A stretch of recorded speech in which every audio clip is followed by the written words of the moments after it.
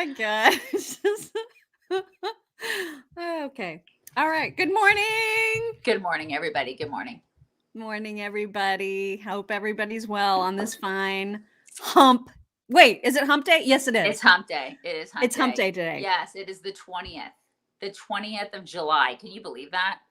Can you believe it? I mean, you realize that we're like a month and a half away from our meet and greet. Right. That's blowing my mind. And that it's that quick. We're 2 months away from me decorating my Christmas tree. So cannot even, you guys. Like it's happening. My God. Right. You think I'm lying. She ain't lying. She ain't lying.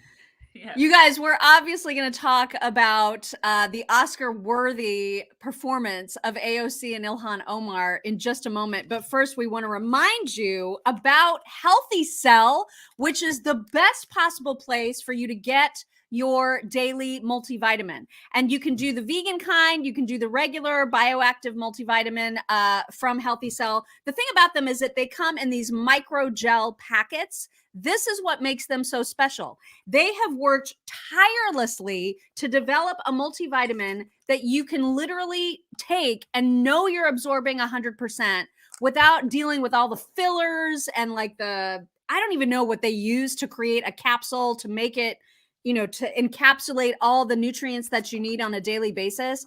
But whatever they use to make the pills, the capsules, that is filler that you do not need in your body. And they don't absorb very well. Whereas with Healthy Cell, the microgel packs, which you can just squirt right into your mouth and they taste delicious. They absorb really, really well. This is what sets them apart. It's why we love them. It's why Dr. Peter McCullough loves them. It's why Healthy Cell works so well. And we've gotten messages from people who are literally seeing lab result changes in their bodies after they've been on Healthy Cell's products. So try it out. You're going to love it. And it's 20% off your first order if you go to healthycell.com/chicks. Yes, and make sure that you guys check out our podcast. It's going to drop today, our deep dive with Kari Lake, who is running for governor of Arizona. She spoke with us yesterday. She was delightful. I really, really like her. I know Mock was a little bit scared. I was scared going in. I took down my DeSantis cutout because I didn't want anything to distract. I didn't want anything to make her not like me because I didn't want to fight. She was so scared, but I was actually really excited about it yesterday. And it turned out she's absolutely delightful. She was super fun to talk to. We had a great conversation. Great. We got a little bit of dirt about the her and the Meghan McCain squabble, if you will. So you'll have to tune into that when it drops today. So make sure that you do that. And then subscribe to our podcast. Make sure that you're listening every single week for our deep dives. And also make sure you're subscribed to this podcast and you're telling your friends about it. You should be doing that. Yeah, because then you can put it in your pocket right there and your tool belt and listen any old time you would like. So absolutely. Anyway, so that is a thing that happened and we're very excited about it. So I think you're going to enjoy that particular episode. We need to share something with you all that happened yesterday that started out on the Twitter machine and then later went to Instagram where all hell broke loose. And so, and it's my fault because I thought this was hilarious. I did too. I did. And then you were like, I'm posting it. And I was like, you absolutely should. My shirt says Happy Balls. Somebody's asking about what my shirt says. It's Happy Balls. This came from one of our followers. Everybody should have Happy Balls. Yeah. Everybody should have them. And in fact, I think the back, what does it say? I think it says ask me about my balls. What does it say? Ask me about my balls. Go ahead. Yeah. Ask me. So ask me about them. Yeah. Okay. So anyway, Benny Johnson, who probably tons and tons of people follow. He's like a meme lord. He's like a total meme lord. Totally. Mm-hmm. And so he posted this meme and the caption reads, I'll just read you the caption before you see the photo. It says, "This doll looks like it's about to lecture me on my carbon footprint." Okay. And so funny. I'm going to show you the picture. Here it is. It's so funny. Look, should I embiggen or is that big enough? You have to embiggen it. You have to embiggen I don't know. Let me see. Can I? You there. Yeah. It looks like Greta. Okay. So it totally looks looks exactly like Greta Thunberg. And I mean, I thought that was absolutely hilarious. I was like, oh my gosh, I can't believe there's a doll that looks like Greta Thunberg. So and then she immediately sends it to me. She immediately, and I'm like, oh my God, that's hilarious. It looks just like Greta. I'm posting this immediately on Instagram, which I did. Okay. So I posted on Instagram, and there's a lot of people who have senses of humor like us, right? So they're like, oh my God, Greta Thunberg or whatever her freaking last name is. And they're all laughing. They're thinking it's funny. And then I start getting comments about how, like, this one chick, like, she pipes in, she goes, this is a Down syndrome doll. How dare you laugh at this? And I'm like, wait, what? And so I don't even know what to do with that information, because I thought that the doll looked like Greta Thunberg or whatever her name is. So I didn't know what to do. So I wrote Mock, and I go, wait, so now I've got women coming at me saying that this is a Down syndrome doll, and I'm not. And this is super offensive. And I'm making fun of Down syndrome kids. Like, oh my God. What is even happening? What's happening right now? Like, what am I supposed to do with this? I go, because listen, I don't have the energy today to fight with these women or to defend something that I'm not doing, which is, I would, like, what is? Oh, there she is. She's back. You just vanished for a minute. What is that about? That's so I don't know. You just disappeared, and now you're back. And I don't know what happened. That was so crazy. It just blacked out the whole screen. That's so bizarre. Okay. Anyway, so that happened. So they started coming at me for this Down syndrome thing, you guys. And so I just said, I go, listen, I'm just going to take it down, because I just don't have the energy today to do it. And I didn't want to let the record reflect. I did not want her to, because I think it's utterly ridiculous that anyone would think that a normal person would look at that dog and immediately know, first of all, that there are Down syndrome dolls. Like, why would we know that? Right. And secondly, that if we knew that we would make fun of Down syndrome people. Like, right. How do you even go from that point to that point? It just does not even occur to us. Especially if you follow us. Like, if you are somebody who comes to our page or like watches our podcast or whatever, on what planet would you ever in a million years think that I would make fun of a Down syndrome person or anyway? So I just thought, oh my God, this is crazy. So I took it down. But I went to Google, and I'm like, they do in fact have Down syndrome dolls, which is awesome. It's completely awesome. But it doesn't take away the fact that doll actually, whether it's a Down syndrome doll or a regular doll, that doll looks like Greta Thunberg, blah, blah, blah. It looks like her. It doesn't matter what kind of a doll it is, right? I don't think so. And this is why I cannot believe that people came after you. Like, I just was like, what?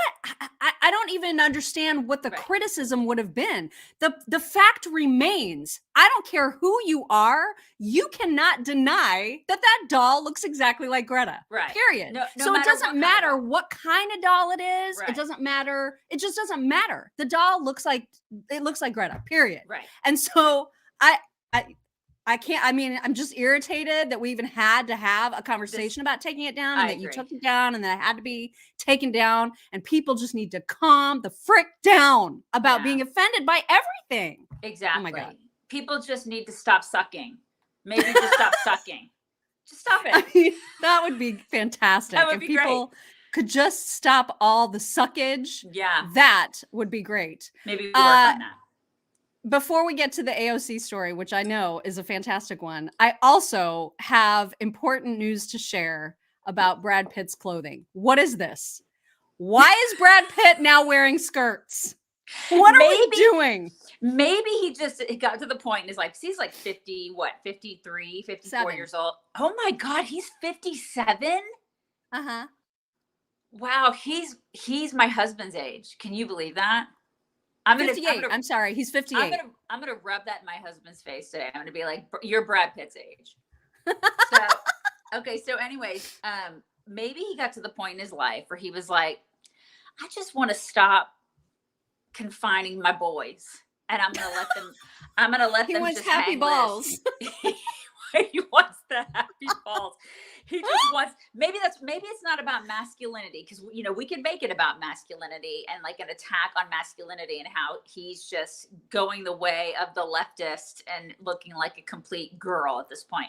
Maybe I want to believe that Brad Pitt isn't doing this. I want to believe in my heart that he just wants his boys to be free. I want to believe it. No, I don't believe that at all. Let me believe it, Mock. No, you know why I don't believe it? Because they have a child, he and Angelina, that is like a non-binary kid who's always worn, well, I think she is a girl, but she's always been very masculine. And so I think this is like an homage to his trans kid or kids. Maybe, I don't even know. Maybe he's, okay, my next, maybe he's becoming Scottish. Well, I was hoping when I first saw this that it was for a movie. Like maybe this is a part in a movie, right? But this is what he wore to the screening of a movie. Yeah, so this is like his red carpet outfit. And that's why I was like, geez. Right. Okay. He's a leftist freak. He's just a leftist freak. Okay. Well, there's another one. There's another hot one. Just done. So, sorry to disappoint everybody, but I tried, you guys. I tried.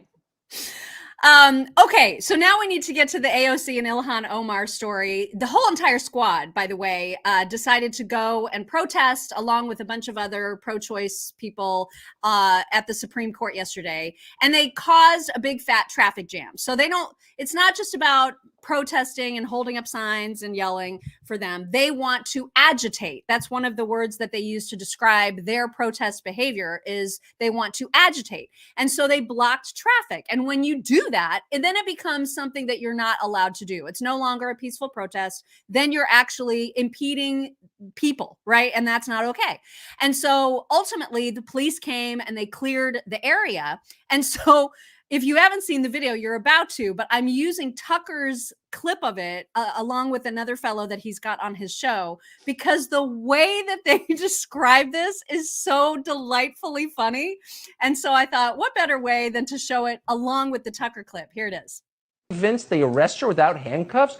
That's how powerful white supremacy is in Washington, D.C. It's remarkable. And like her demand to be mistreated was so great that she created invisible handcuffs for herself. And then a moment later, she raises her fist in solidarity with the crowd as if she's some sort of like brave civil rights activist. And then boom, the hand goes right back behind the back again, back into the handcuffs like some sort of David Blaine trick. She's incredible. And I actually feel the only person I feel bad here for Ilhan Omar, because at least Alexandria Ocasio-Cortez got a Capitol Police officer to play along and like walk along with her. Ilhan Omar had to trail like 10 feet back and didn't even have an officer next to her, and yet she had invisible handcuffs on as well and was dutifully following along. So the two players. They both were taken to an invisible Robben Island where they're going to be held for some number of decades. I got to ask, just in the case, since you're in Washington, you cover the news there, unlike us. Has Sandy Cortez, who's constantly fighting the power, ever fought any actual power? Like, has she ever criticized, say, I don't know, the CIA or Raytheon or Google? Or is it always like local cops? No, she's never fought any meaningful power. In fact, this case today is exactly what she is. The phrase is a slacktivist, just like a lazy person who doesn't actually do anything to improve anybody else's life except her own. She is in lockstep with corporate America. She has the same abortion policies as Citibank and doesn't help Amazon workers in her own area unionize. And then she wants credit for it. And they say, yeah, no, thanks. We don't want you coming around. You were too busy Instagram storying your perusal through your garbage disposal. Yeah. She was doing that. She was Instagram storying that, when she wasn't Instagram storying her makeup routine. Right? Right. Uh-huh. God, I cannot. Oh my God. I love that. I have to contour, and then I gotta go get like pretend handcuffed after I contour. What's a garbage disposal, you guys? What is it? I am shook. I'm so shook. What's a plant? How does that work? I don't understand. It grows gardening. from the ground? Oh my God. Water on it? Oh my God. Anyway, I just love the way that they describe those invisible handcuffs. That was my favorite thing. I love the slacktivist. Slacktivist is my new favorite. I love it. So fantastic. You guys, I don't know if you noticed my screen name today. It is Mucker Gold today. because of our friends at Acre Gold. And so wanted to remind you that if you have not taken advantage of subscribing like a layaway plan to actual physical gold that you can hold in your paws and feel and stroke. Why would you not do that? This is the best way to get gold. It's strokeable. Yeah. And you don't have to shell out a bunch of money all at once for it, right? So you don't have to match whatever the price of gold is right now. If you want to save a little bit at a time for it, that is the beauty of Acre Gold. They let you subscribe either with $50 a month, $100 a month, or $250 a month for various sizes of gold bars. Mine is the small subscription. And so you get the 2.5 gram gold bars as you earn them. And I love that they keep you apprised of like where you are, how much you've earned so far. And then when you earn it, they send it right to you. And so you can stack up, you can stock up and put them in your safe or keep them by your bedside or just stroke and hold them all day long if you want. But you can see all the details at getacregold.com/chicks. And make sure that you guys are checking out our website, chicksonright.com. It's the place to go for all things chicks. Go there, bookmark it. Please do. Speaking of Tucker, he had another interesting little clip. This is a nice piece of history for everybody. Stephen Miller was his guest, and Tucker was talking to Stephen Miller about the border and the crazy how migration is out of control. And Stephen Miller brought up this interesting fact about how migration has worked here since like the 60s and talked about the I guess like the makeup of the American population and how it's changed so much because of migration. And I am the daughter of immigrants, right? Like, so my parents are straight from Poland. I'm a first generation American. So when you hear what Stephen's about to say, he should not be misinterpreted. We should not be misinterpreted as being anti-immigrant, because obviously I'm not. But what he is describing is the country's inability now to have any cohesion. And it was such an interesting point that I thought this would be a really good thing to share with everybody. Take a listen. A bit of history is in order here. What many Americans may not realize is that during the period of time when the great American middle class was born, during the Eisenhower era, when we had rapid middle class growth, rapid increase in our quality of living, rapid increase in our wages, and when immigrant and U.S.-born Americans alike saw a huge increase in their living standards, there was net negative immigration into this country. In other words, the number of immigrants leaving was greater than the number of immigrants coming every single year, to the point where we had 14 million immigrants in 1920. By 1965, we had fewer than 10 million immigrants. During that same time period, our population doubled from American families having kids. Now, since 1965, the Ted Kennedy rewrite and Joe Biden's open borders, the vast majority of our population growth is solely people coming here from foreign countries. And as you mentioned, you cannot have social cohesion that way. Los Angeles is more than 1/3 foreign born. New York City is more than 1/3 foreign born. San Francisco is more than 1/3 foreign born. 1 in 4 kids, this is amazing, in the whole country, 1 in 4 kids in the whole country has a foreign born parent. It is not in their interest or ours to keep adding more and more and more and more immigrants, so there can't be any cohesion. There cannot be social trust. There cannot be civic bonding. There cannot be a shared culture, a shared language, a shared education, a shared experience, and a shared pathway to success. We are eroding and destroying all of these things by unending migration. I think that is an important point, the shared culture thing. And I think it's important for you to preamble with the whole, we're not anti-immigration, because we're not anti-immigration. But the shared culture thing is super important. Now, I have older kids and they travel a lot, and a lot of these 20-somethings do. If you look at Instagram on a daily basis, everybody's like, I'm going to Bali, I'm going to Europe, I'm going to all these places, and I'm taking all these pictures and I'm enjoying all these places, because these kids travel a lot. Well, they travel to do what? So they can enjoy different cultures, right? And they can Instagram it, obviously, and they can tell you how fabulous they are going to these wild and wonderful places. But my point is that they're they're experiencing different cultures. You see what I mean? And those different places, like if they go to Europe, like say they go to Germany, they go to all these different, they go to these different countries and see these different places. They experience a different culture because that culture is still intact. You see what I mean? It's here, it's different. And they don't seem to have a problem with that, the 20-somethings. You know what I mean? They diss this country. A lot of them do. Not all of them, but a lot of them do. They'll diss this country, or they have no problem with the fact that the social construct is like eroding. They have no problem with that. And then then they get on a plane and they go to some other country and they love the fact that their social construct and their all their social norms and all of that is still intact. And they'll visit there and they'll take pictures and they'll think it's so wonderful there.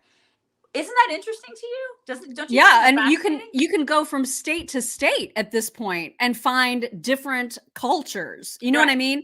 It is very hard to describe anymore just an American culture, because either people on the left want to deride it and hate on it all the time, or it's just become, just like Stephen said, it's just become completely eroded. And I think about how I've never understood the arguments that people have made to not make English the official language of the country. Like, why would we not have that basic shared language at least have that? But we can't even do that. It's just incredible to me.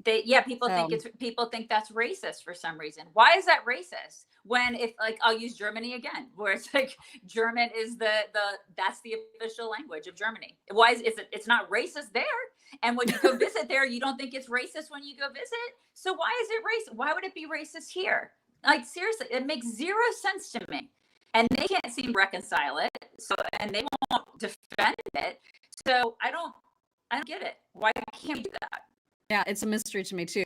But anyway, so that just again, we are not anti-immigrant, but what he's saying, it ties into kind of what Elon Musk is saying about the birth rate, right? Like Americans aren't even repopulating our own country. We're just allowing this invasion to happen and for our culture, like Stephen said, to be completely eroded. And it's freaking crazy. I'll tell you what I am against. I'm anti-illegal immigrant. Right. Which this year we're going to see 2 million of them.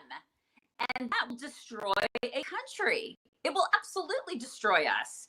And this administration has no problem with it. They're just like, let them in. It's totally fine. It's breaking the law. I don't understand why that is. It's just something that, I don't know, liberals just seem to have no problem with. It will destroy our country, period. A bit of levity. And that is, you remember like a couple weeks ago when Joe Biden took his little tumble on the bike? Yes. You have to see this quick little clip from Hannity. Brand new national landmark just popped up on Google Maps.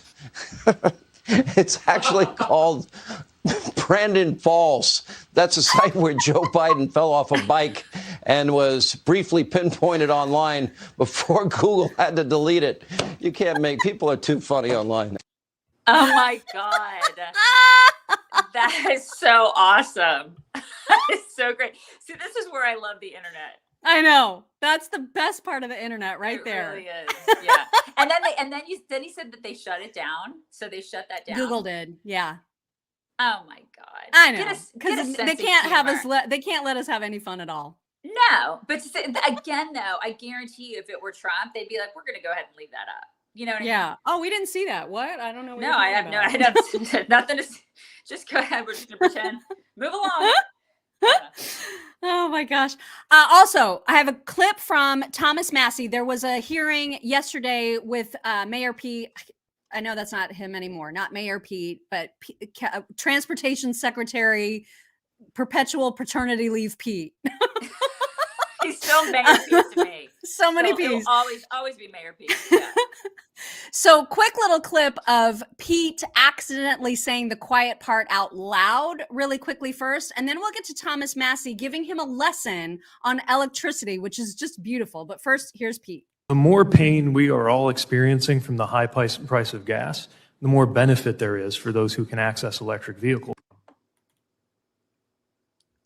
I mean, can you play it one more time? Play it one more time. The more pain we are all experiencing from the high price of gas, the more benefit there is for those who can access electric vehicles.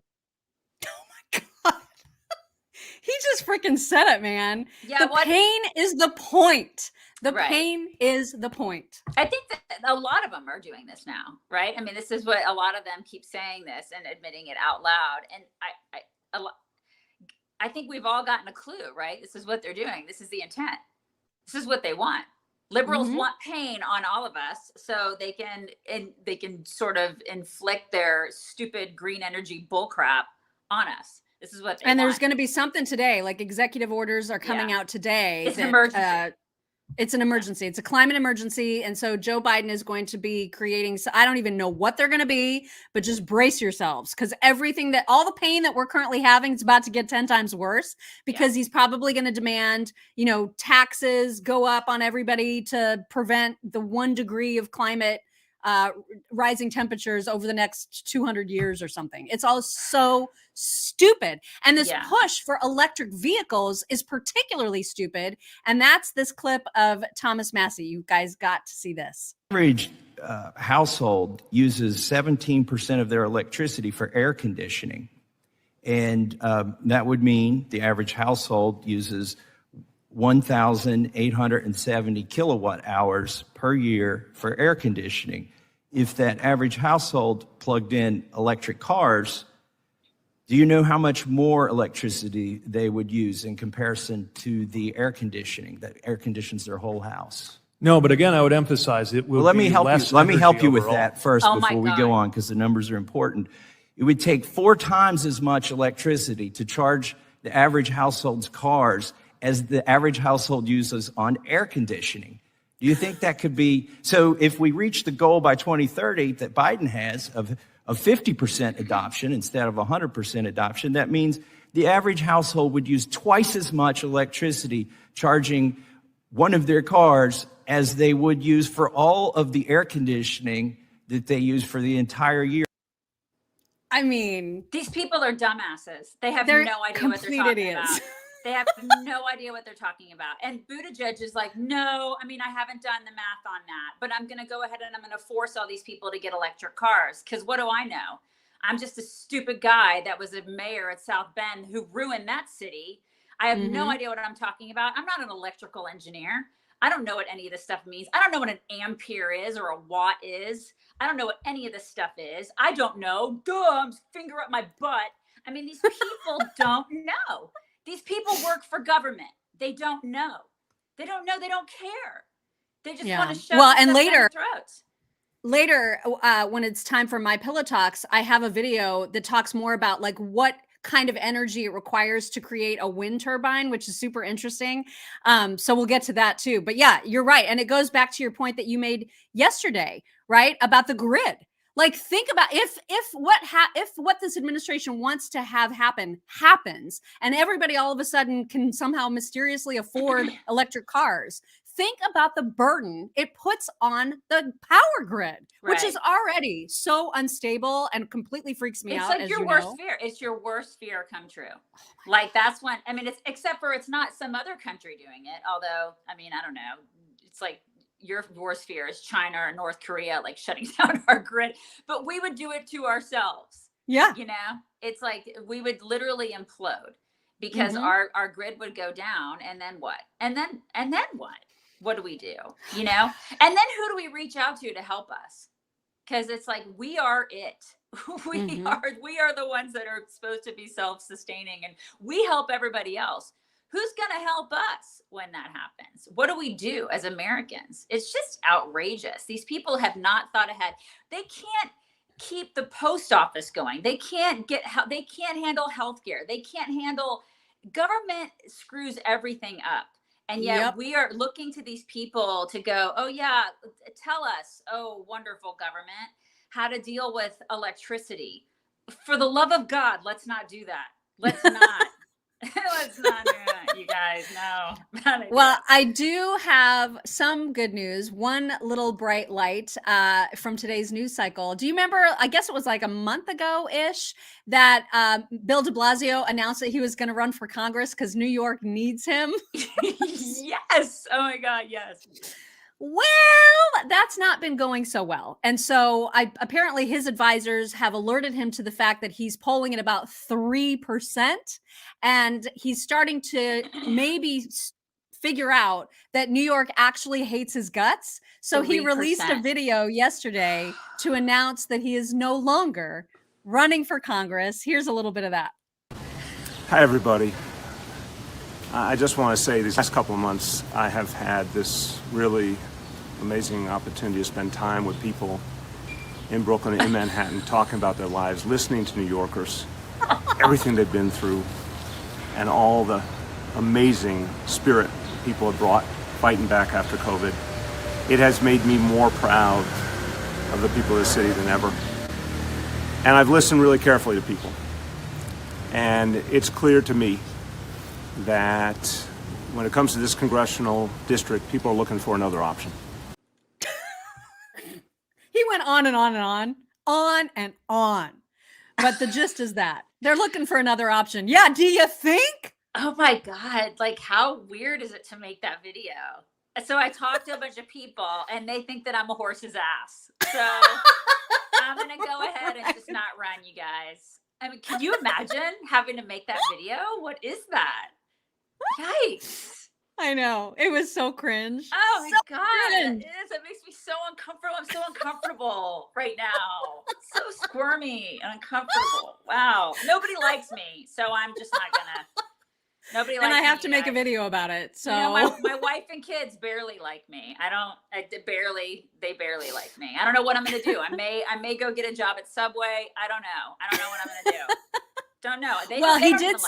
He did say that he plans to find some other way of serving because he just can't help himself but to be paid for by taxpayers. Subway. That's all he wants. Well, I was going to say, at Subway, he can serve people. It's like, I want. No. He needs to make money through our taxes. Oh, okay. He needs it. He has it. Good Lord, these people. I just cannot. Wow. He's not going to get an actual job. Okay. All right. So I have another video to play, which is kind of disturbing because it's a teacher, and I think it's a first grade teacher. And this is just ridiculous. Like, so this teacher is going to talk. This is not the whole video because it's too long to play the whole thing, but you're going to get the gist. She's reading books to her first graders about trans issues. Okay. And so and then she makes this announcement about what she's learned through that experience. And the whole thing just makes you want to punch her in the face. Not that we condone violence on this show. No, never. We don't. Never. We don't. But man, the fists are forming. Okay. Right. The fists are forming. Watch. I just read this book to a grade 1 class, and one of the students came out as trans. Staff knew she was trans, and we talked to her parents last night about me coming in. And they've given it the go-ahead, and it was such beautiful proof that kids of any age are absolutely capable of accepting anything that they are taught with love, because her class didn't bat an eyelid. Didn't bat an eyelid at me not being a man, woman, both or neither. Didn't bat an eyelid at her having been born a boy. And were able to make all kinds of beautiful personal connections. So please, no matter what age your kids are or what age you teach, it is so important that you teach them that trans people are valuable. Hey friends, I'm back after another. I can't. She's a first grade teacher. These are six-year-olds. Am I right about 6-year-olds? Yeah. This kid doesn't know. No, doesn't know she's teaching him. Right. She's teaching him to be trans. There's another trans weirdo that I saw on Libs of TikTok even this morning, who this trans person, a non-binary person, was saying that all 3 of her kids are trans. And I'm like, okay. No. I mean, do you not see that you are creating you are putting an impression onto them? Right. That's what you're doing. You're a freaking groomer. You are a groomer. That's what you are. I have no problem saying that. That's what these people are. When they're that young, you are a groomer. Something is wrong with you. You are putting that on these children, and that is child abuse. I have a huge problem with that. Period. It's just, I can't believe she's so like lovey-dovey about it. Like, it's so beautiful. What about math? What about reading and science and history? How are those subjects going? Well, they're not going well. Weirdo. You can actually look at the data, Mock, and you can see that they're not going well in this country. When you stack us up against other countries, we're actually sucking really hard at that. We're sucking really hard. So let's see how that makes me so mad. Let's see how it pans out for us in like the next 10 or 20 years. Our education system it's really bad. Really bad. Yeah. Ugh, it's infuriating. All right. What is in your sack of whack today? Well, it's your worst nightmare. And it happens to be in New York City. It's one of your worst nightmares. I mean, when it comes to the grid and turtles, this is a sinkhole. This is probably the third thing. Why are you saying all my hated things? These are all your hated things. This is like third on the list of your hated things, but it's a sinkhole, and it was in New York City, and it swallowed a van. Right. Just like instantaneously? Like it just went. It swallowed a van. Now I have a video, and I didn't send it to you because I wanted to surprise you, but it happened in the Bronx. I believe it was in it was in the Bronx. It was opened up on Radcliffe Avenue in the Morris Park neighborhood of the Bronx. I mean, New York City, like this is how, I know it's crazy, but it actually just opened up. And you can see it. I could send it to you, but basically, if you can envision an actual van being swallowed up by a sinkhole. Was somebody in it? I don't know. I don't think so. I'm trying to see. Okay. I don't think so. No injuries. The vehicles were unoccupied, so nobody. It was fine. No. Now, this guy said he has the owner of the vehicle. He's like, I'm not going to get the vehicle repaired or anything. I'm just going to get a new one because it's completely destroyed, I guess. But they're going to fill the hole, I guess. They're going to try to figure out like what happened, and they're investigating why a sinkhole was even there. And that's it. That's all there is to the story. But there was a sinkhole in New York City. I know you're completely freaked out by sinkholes. I don't understand why those happen. I don't get it. They completely freak me out. Oh my God. Sure wait a minute. So does insurance cover that? Like, is that a covered, like, is he gonna, you know what I mean? Is he out the whole cost of the van? I feel like insurance is going to cover that. Yeah. I feel like, I don't know. Like, I don't know. My policy doesn't have specifically on it sinkhole, but I would imagine if your car is pretty much totaled by anything, you're going to get a new car. I would hope so. I would hope so. Yeah. Man, that's crazy. So, I do not like that. But this has happened in other places, but New York City, it's just, that's a place I just have no interest in living. I don't want to be any, especially right now. I don't want to, but now they have sinkholes. And this is one of those things I know that you're like, those are her top three things, you guys, is turtles and sinkholes and the grid. And I hate all those. I love the grid. I just don't want anything to happen to it. It's the fear of something happening to it. Right. The destruction of the grid. She doesn't want that to happen. She's been always freaked out about that. Yeah. So anyways, sinkholes are happening. Great. That's fantastic. That's what we need. Right. That's what we need. Sorry. All right, fantastic. I didn't bring down the house. I'll try to figure out, I'll try to find something crazy with like, I don't know, something that has to do with people and weirdness of people's faces or something tomorrow. I'll bring that to make up for it. But I just thought that was completely whack. So there you go. That's your whack today. All right, that was some whack for sure. Right. That means it is time for My Pillow Talks. Don't forget, huge sheets sale on their Percal Dream Sheets. So make sure to stock up if you're needing sheets right now. There is nothing more luxurious than those Dream Sheets from mypillow.com/chicks. Okay, I promised that I would show you this like turbine, this wind turbine stat thing about how stupid all of this climate change nonsense is in advance of Joe Biden announcing whatever his executive orders are going to be today. Take a look. Another green scam. Each wind turbine requires 900 tons of steel, 2,500 tons of concrete, and 45 tons of non-recyclable plastic to build. They have a lifetime of only 25 years and need up to 700 gallons of oil for the gears and hydraulic systems, which must be replaced every year. And that's if they even last 25 years. Not to mention all the maintenance they need. Wind turbines are the perfect example, the epitome of the entire ridiculous green movement that simply takes the thing itself and says, does this green? Does this look green? Does this sound green? Okay, that's it. And then doesn't even take into account how to make those things, how to transport those things, build those things, dispose of those things. It's utterly a joke. And it wouldn't exist if not for massive government subsidies. Green is one thing. This ain't it. That ain't it.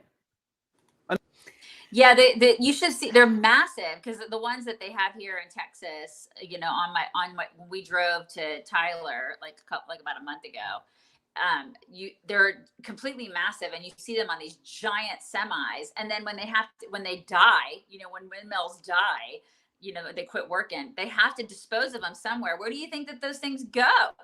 What do you think happens to those stupid things? Honestly, they don't just, I mean, they don't get recycled, you guys. What the hell?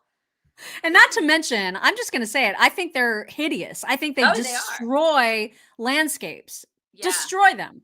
And I just, yeah, they do. It's so stupid. They look at it, and you notice that they don't ever put them like where Congress people or senators live. They always put them in these beautiful small towns, and they destroy what these small towns look like.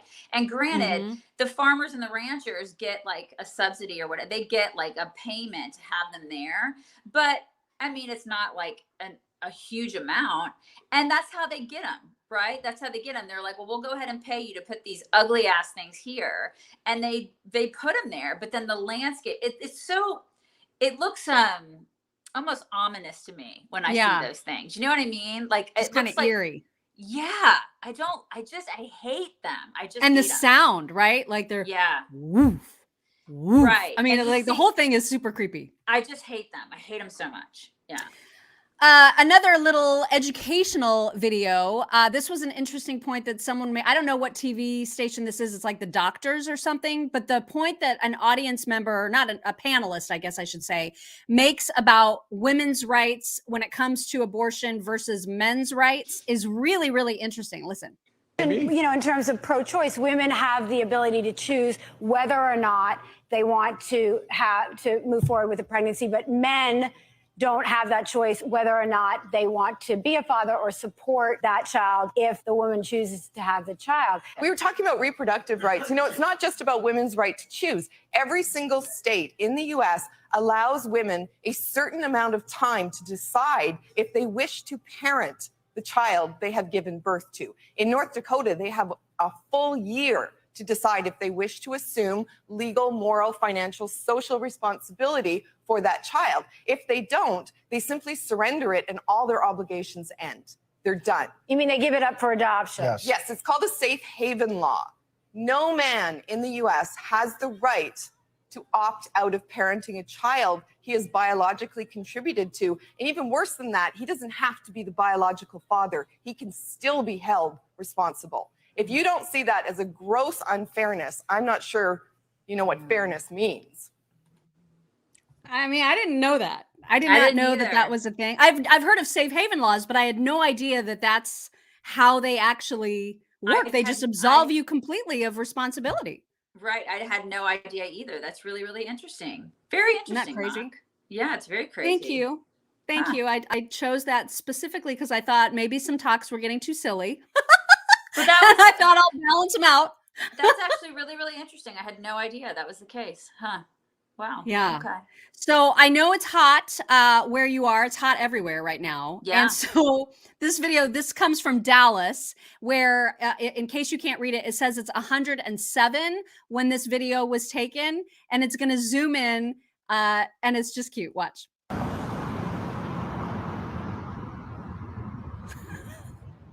That is a squirrel just trying to get the air from that, from the, what is that? You know, the like the vent on the ground. Yeah. Do you see him with his tail lifted up? Yeah, I do. He's so hot. That's God so bless funny. him. I know. Oh my God. It's so funny. We have these birds that sit like on our back porch. You know, we have like a awning thing, like a, you know, the steel thing that's like, I don't know, in our back porch, and birds will just perch on it. And the other day my husband said, look out there, they're panting. And you could see the birds with their mouths open, and they were panting. Yeah. Oh my gosh. I'll have to get a video of it. I've never seen that before. I've just never thought to even look, because I'm from freaking Indiana, right? I mean, I've never seen birds pant. And so I looked out there the other day, and lo and behold, they were the birds. Oh my gosh. Right. Isn't that wow. crazy? It's so hot. Yeah. Oh my gosh. So this next one, this chick is another farmer with lots and lots of useless animals. It's not the useless animal farm or the useless farm, but it's a different one. Knuckles something. I'll have to look at it when I open it. But she also has an emu, and she names all the animals, all the ridiculous names. This particular one is Emmanuel, and Emmanuel likes to get involved. Anytime she tries to do an informational video, the animals just barge in. And so it doesn't even matter if you can't hear her, because she talks really quietly. If you can't hear her at first, don't worry, because she's not really saying anything that needs to be heard. It has been raining today, like absolute crazy. Whenever it's raining, the dog. Emus freak me out. I know. It feels so good to them. And ostriches. ostriches. They have longer hair. Princess. Oh my God, how cute. Hey guys. Is there any way that I can just record without somebody interrupting? No. Okay, and going one more time. Princess, please. Oh my God, how cute. Right. I And love when it that. rains, the cow I'm going to fast usually forward a spends little bit because it just gets so funny. I've been trying to film this. All of Oh, wait a minute. Okay. Ellen, into the frame. Here we go. again. I can't catch a break today, guys. I've been trying to film this forever. Ellen? What? Ellen? Ellen?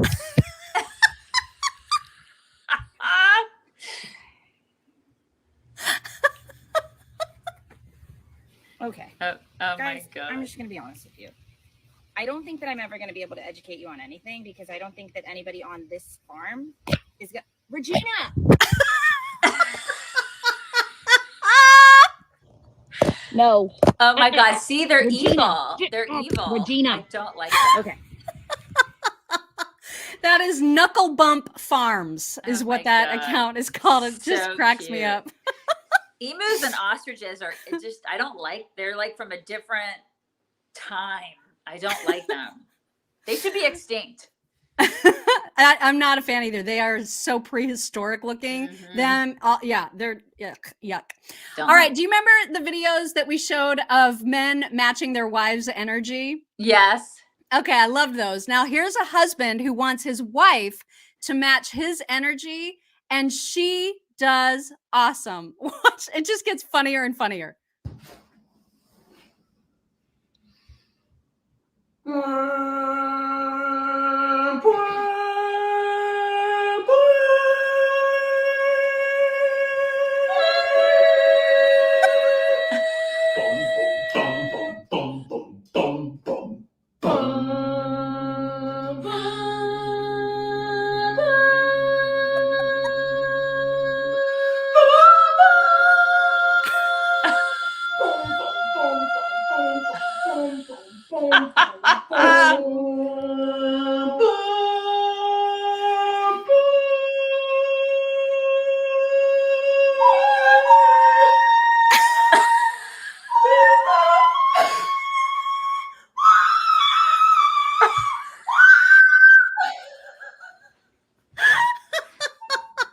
You started way too high. You started way too high. Anyway, I thought you did a phenomenal job. Oh my God, that was great. That was so great. You started way too high. You started way too high. Way too high. That was fantastic. I love that. I love them. Anyway, those are your talks for today. Yes, you guys, those were good ones. Okay, cash is up. That means it's time for us to go. So everybody bring it in. Bring it in. Oh, sneezy boy. Say, oh, God. Sorry. Emmanuel! He would like to come and say hello. Come and say hello. If you're going to say hello. No, he doesn't want to. Then he's shy. No, he doesn't want Come to. Here. Come here and say hello to everybody. Come on. Bring your big face up here and say hello if you're going. Oh! All right, you guys. Have a great day. We'll talk to you tomorrow.